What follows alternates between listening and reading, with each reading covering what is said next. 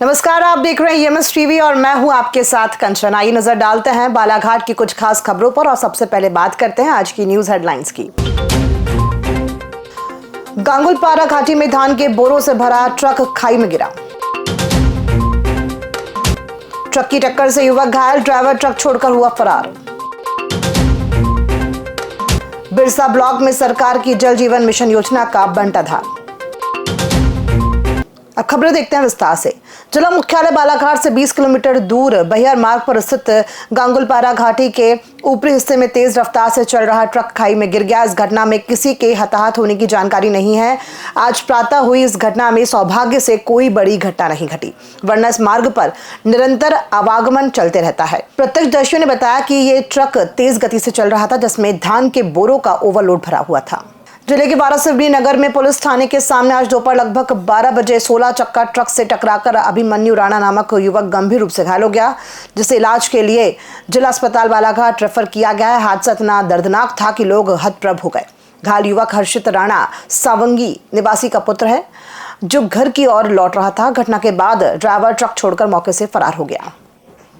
प्रकृति ने धरती को अनेकों नियामत से नवाजा है, जिसमें महत्वपूर्ण जल को माना गया है। जल के बिना आप कितने दिन जीवित नहीं रह सकते, ये सोचने मात्र से ही कंठ सूखने लगता है। लेकिन बालाघाट जिले में केंद्र सरकार की महत्वाकांक्षी योजना जल जीवन मिशन के तहत लोगों के घरों तक नल के माध्यम से पानी पहुंचाने की कल्पना अधूरी नजर आ रही है, जिससे सरकार की योजनाओं पर भी आमजनों का विश्वास उठने लगा है। कलेक्टर व बैंक प्रशासक मृणाल मीणा के मार्गदर्शन में बैंक CEO RC पटले द्वारा सोमवार को VC के माध्यम से बैंकिंग कार्यों की समीक्षा की गई। श्री पटले ने बताया कि धान उपार्जन कार्य में लापरवाही बरतने के चलते कटंगी सिरपुर अंतर्गत धान उपार्जन उपकेंद्र भजियापार के केंद्र प्रभारी को हटाने के निर्देश संस्था प्रबंधक समिति प्रशासक को दिए गए। उन्होंने कहा कि बालाघाट जिले में हो रहे धान उपार्जन कार्यों में लापरवाही बर्दाश्त नहीं की जाएगी। यदि लापरवाही बरती जाती है तो निश्चित तौर पर इसी तरह की कार्रवाई की जाएगी। सिख समुदाय द्वारा सिखों के 10वें व अंतिम गुरु श्री गुरु गोविंद सिंह जी की जयंती प्रकाश पर्व 6 जनवरी को शहर के मध्यालय स्थित मुख्य गुरुद्वारा में धूमधाम से हर्षोल्लास के साथ मनाए गए। इस अवसर पर गुरुद्वारा में विभिन्न कार्यक्रमों का आयोजन किया गया। सुबह 8 बजे से अखंड पाठ साहिब जी की संपूर्णताई हुई। दूसरा दीवान 10 बजे से 11 बजे तक व समस्त साध संगत को शब्द कीर्तन द्वारा निहाल किया गया। अरदास उपरांत लंगर की सेवा की गई, जिसमें सिख समुदाय के अलावा अन्य लोगों ने भी लंगर में शामिल होकर प्रसादी ग्रहण की।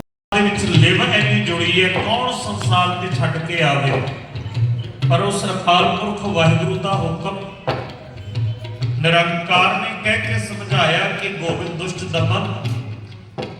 4 तारीख से लेकर लगातार 6 तारीख तक सुबह शाम संगत के द्वारा शबद कीर्तन और बाहर से लुधियाना से आए भाई साहब भाई दर्शन सिंह जी के द्वारा सभी साथ संगत को शबद कीर्तन के साथ निहाल किया गया है। 4 तारीख से लेकर 6 तारीख तक रोजाना रात को लंगर की सेवा सभी साथ संगत की ओर से और आज सुबह की सेवा हमारी भाभी मानियो श्रीमती बलबीर कौर खंडेजा परिवार की ओर से की गई है। मैं समाज की ओर से आप सभी को बहुत बहुत धन्यवाद देता हूँ और गुरु गोविंद सिंह महाराज की बधाई देता हूँ और आपसे निवेदन करता हूँ कि आप सारे गुरु घर आएँ। सरीखा रेलवे क्रॉसिंग पर बन रहे फ्लाईओवर के चलते छोटे चौपहिया व 2 पहिया वाहनों की आवाजाही के लिए अंडरपास का निर्माण किया गया है। अंडरपास का निर्माण कार्य पूर्ण हो गया है। अब टीन शेड बनाने का कार्य चल रहा है। आवागमन में लोगों को हो रही परेशानी के चलते ग्राम पंचायत कोसमी के पूर्व सरपंच गगन नगपुरे द्वारा अंडरपास शीघ्र प्रारंभ कराने सांसद श्रीमती भारती पारधी व रेलवे प्रशासन ने मांग की है, कि जिसके चलते सोमवार को सांसद श्रीमती भारती पारधी द्वारा अंडरपास का निरीक्षण किया गया। इसके अलावा ओवरब्रिज निर्माण के चलते आवागमन को लेकर कोसमी से बघोली सरेखा होते हुए देवटोला निकलने के लिए निर्माण किए जाने वाले मार्ग को भी देखा गया और कहां से मार्ग निर्माण किया जाना है, इसको लेकर भी चर्चा की गई। वहीं सांसद श्रीमती पारधी ने कोसमी पंचायत के वार्ड नंबर 4 बालाजी नगर पर पहुंचकर वहां के रहवासियों की समस्या सुनी। जो अंडर ब्रिज है, सबसे पहले हमने मांग रखी कि अंडर ब्रिज को चालू करवाया जाए, क्योंकि आज ही हमने देखा कि एक ऑटो से एक बच्ची और उसकी जो दादी थी आवागमन कर रही थी, वाला ऑटो पलट गया। मात्र 5 से 6 इंच का अंतर था, जिसमें कि उनको दोनों दबते दबते बचे। वो सुबह की घटना थी। उसके बाद ओवर ब्रिज का जो काम है, जिन कारणों से यह लंबित हो रहा है, देखा जाए तो ये सबसे बड़ा अंडर ब्रिज अगर चालू हो गया तो हमारा जो ओवर ब्रिज का जो है उड़ान पुल जो बोलते हैं, वो उड़ान पुल जो है आसानी से उसको काम करने का मौका मिलेगा कॉन्ट्रैक्टर को। शहर मुख्यालय स्थित बस स्टैंड में यातायात व्यवस्था को पटरी पर लाने व अपने निर्धारित समय पर बस स्टैंड में आकर खड़ी करने यातायात विभाग द्वारा समय समय पर कार्यवाही की जाती है और जिला प्रशासन द्वारा भी इसको लेकर निर्देश जारी किया जाता है। लेकिन बस संचालकों द्वारा इस नियम का कुछ दिन पालन करने के बाद पुनः पुराने ढर्रे पर आकर अव्यवस्थित बसों को समय से पूर्व खड़ी कर दिया जाता है।